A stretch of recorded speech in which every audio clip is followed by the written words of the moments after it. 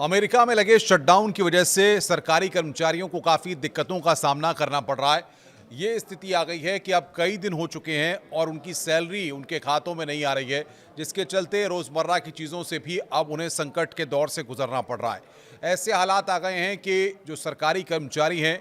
उन्हें अस्थायी नौकरियों की तरफ रुख करना पड़ रहा है या फिर फूड डिलीवरी तक करनी पड़ रही है। आपको बता दें कि 22 दिन हो चुके हैं और इस तरीके के हालात शटडाउन की वजह से हुए हैं कि अमेरिका में जो सरकारी कर्मचारी हैं वो अपने आप को काफ़ी परेशान पा रहे हैं, काफ़ी संकट में पा रहे हैं। वो ये नहीं समझ पा रहे हैं ऐसी स्थिति में वो क्या करें, क्योंकि ज़ाहिर तौर पर हम सब जानते हैं कि चाहे आप अमेरिका में रहिए, चाहे भारत में रहिए, चाहे किसी और देश में रहिए, आपको रोजी रोटी के लिए या जीवन यापन करने के लिए आवश्यकता होती है पैसों की। और सबसे बड़ी बात यहाँ पर यह है कि अगर सरकारी कर्मचारी जिनकी की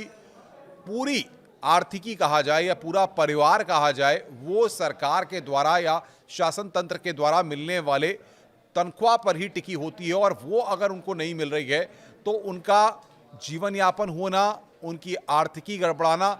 आम बात हो जाती है। ऐसे में सबसे बड़ी बात यह है कि अमेरिका में जिस तरीके के हालात बने हैं शटडाउन के चलते, उसके चलते 22 दिन से ज़्यादा हो चुके हैं और जो सरकारी कर्मचारी हैं वो पूरी तरह से परेशान हैं। कुछ फैक्ट्स मैं आपके सामने रखना चाहता हूं कि किस तरीके से 7.5 लाख जो सरकारी कर्मचारी हैं वो पूरी तरह से परेशान हैं, उनकी सैलरी रुकी हुई है। और सबसे चौंकाने वाली बात यहाँ पर यह है कि वो कर्मचारी अब जो अब तक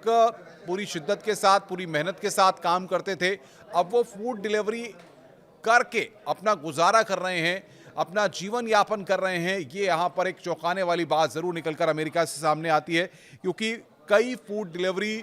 करने के मामले सामने आए हैं, कई अस्थायी नौकरियों की तरफ शिफ्ट हो रहे हैं। ये जानकारियाँ निकलकर सामने आ रही हैं, क्योंकि सबसे बड़ी बात ये होती है कि जब आप जीवन यापन करते हैं तो आप जो अपने स्टेट्स बनाते हैं, आपको ईएमआई भी भरनी है, घर का खर्चा भी चलाना है, बच्चों की स्कूल की फीस भी भरनी है। ये सारी चीज़ों की जिम्मेदारी जब परिवार के कंधों पर होती है, परिवार के मुखिया पर होती है, अब वो भले ही सरकारी नौकरी में हो चाहे प्राइवेट नौकरी में हो, लेकिन सरकारी कर्मचारी की अगर 22 दिन से आप समझिए कि वहाँ पर उसकी सैलरी नहीं आ पा रही है, उसको संकटों का सामना करना पड़ रहा है, तो कितना बड़ा आर्थिक संकट उस परिवार पर होगा। क्योंकि आप समझिए कि जो व्यक्ति रोज़ पैसे कमाता है, रोज़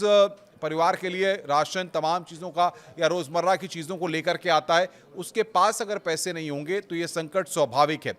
दूसरी महत्वपूर्ण बात यह है कि अब ऐसी स्थिति आ गई है कि उनको फूड डिलीवरी करनी पड़ रही है, यानी कि जो तमाम सोशल मीडिया है, तमाम जो ऐप्स हैं, तमाम जो अलग अलग माध्यम हैं, उनके ज़रिए सरकारी कर्मचारी फूड डिलीवरी करते हुए या फिर जो अस्थायी नौकरियां हैं, जो टाइम बाउंडेशंस की हैं या सोशल नेटवर्किंग की हैं, उनकी तरफ वो रुख कर रहे हैं ताकि उनसे उनको कुछ अर्निंग हो सके या पैसा कमा सकें, जिसके ज़रिए वो अपने परिवार का जीवन यापन कर सकें। दूसरी जो महत्वपूर्ण बात इसमें निकल के सामने आ रही है कि अमेरिका में जिस तरीके से 1 अक्टूबर से शुरू हुआ सरकारी शटडाउन, अब 22वें दिन तक पहुंच गया है और संसद के ऊपरी सदन सीनेट में 20 अक्टूबर को फंडिंग बिल पर 11वीं बार मीटिंग हुई है। अब आप समझिए कि लगातार ये दिन जो हैं वो बढ़ते जा रहे हैं और जो सरकारी कर्मचारी जिनकी संख्या 7.5 लाख से ज़्यादा है, क्योंकि हज़ार नहीं है, लाखों में ये संख्या है, यानी कि एक बड़ा वर्ग जो सरकारी कर्मचारी है, सरकारी नौकरी करता है, वो इससे प्रभावित हो रहा है। और सिर्फ वो प्रभावित नहीं हो रहा, क्योंकि 7.5 लाख का मतलब है कि कितने लाख में पूरा परिवार प्रभावित हो रहा है और उनके जो मुखिया हैं उनके साथ या परिवार के जो और लोग हैं उन पर भी या उनकी आर्थिकी पर भी इसका असर पड़ रहा है या रोज़मर्रा की चीज़ों पर भी एक बड़ा असर पड़ रहा है। कुछ 1995 की तस्वीर है जो मैं आपके सामने रखूं कि नवंबर 1995 में 5 दिन, दिसंबर 1995 में 21 दिन, सितंबर 2013 में 16 दिन, जनवरी 2018 में 3 दिन, फरवरी 2018 में 1 दिन, दिसंबर 2018 में 35 दिन। ये यहाँ पर आंकड़े कुछ निकल करके सामने आए हैं, लेकिन ऐसे में ये अमेरिकी इतिहास का दूसरा सबसे लंबा शटडाउन है जो यहाँ पर स्थितियों को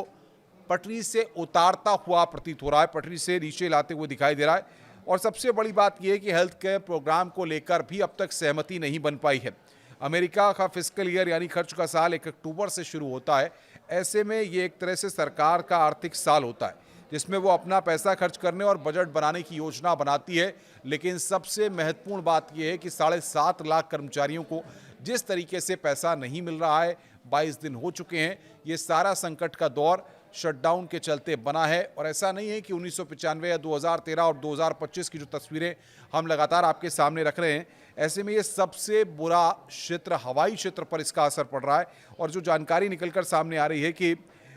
ये कहा जा रहा है कि आपको पैसे दिए जाएंगे, थोड़े दिन का और इंतजार है। जो स्टेटमेंट्स निकल करके सामने आए हैं वो कह रहे हैं कि आर्थिक तनाव और अत्यधिक थकान का असर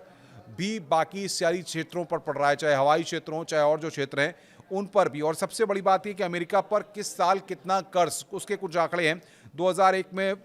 479 करोड़ 479 लाख करोड़, और 2008 में 826 लाख करोड़, 2017 में 1670 लाख करोड़, 2020 में 2224 लाख करोड़, 2024 में 3061 लाख करोड़। तो ये आप समझ सकते हैं कि सेना, पुलिस, बॉर्डर सिक्योरिटी और एयर ट्रैफिक कंट्रोलर जैसे ज़रूरी कर्मचारियों को भी बिना सैलरी के काम करना पड़ रहा है। यानी कि अब देखना ये होगा कि 22 दिन हो चुके हैं, अभी और कितने दिन उनको सैलरी का इंतज़ार करना पड़ेगा। नमस्कार।